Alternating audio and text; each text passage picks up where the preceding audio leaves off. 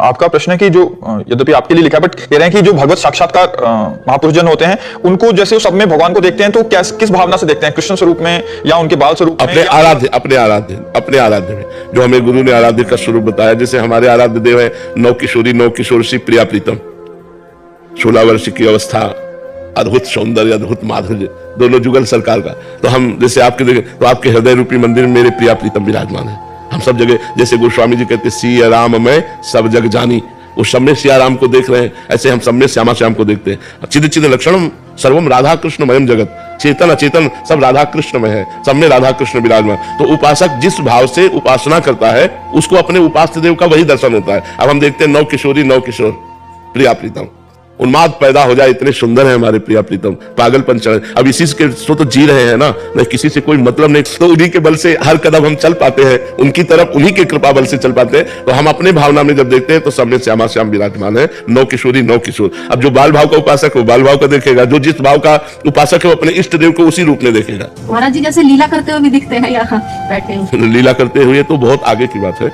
जब भगवत साक्षात्कार हो जाता है, प्रेम में तन्मयता होती है, तो भगवान जब कृपा करते हैं तो अपनी लीला में प्रवेश दे देते हैं। अब वो प्रतिपल भगवान की लीलाओं का दर्शन करता रहता है। जैसे कोई पद आया बस उसी पद में डूब गया, उसी पद के अर्थ की लीला में चला गया।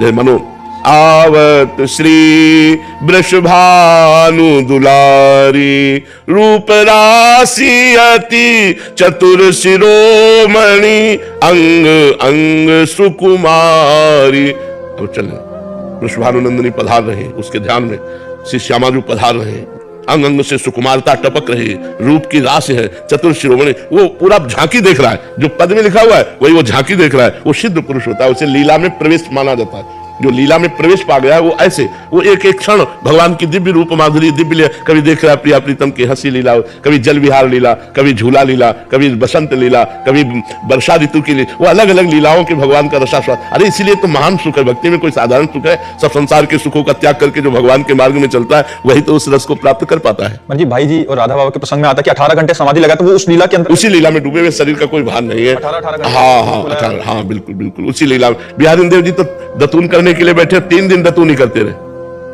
3 दिन दतून ही करते रहे। तब उन्होंने बिहारी जी को गोस्वामी परिकर को दे दिया कि अब हमसे सेवा नहीं होने वाली। 3 दिन हो गए, पर्दे नहीं खोला, अब उनकी लीला में ही डूबे रहे, 3 दिन हो गए। तो ऐसे भगवान की लीलाएं जब चलती, बाहरी आदमी थोड़ी कोई जान पाता है। अब वो बैठे तो तुम्हें तो लगा कि बैठे।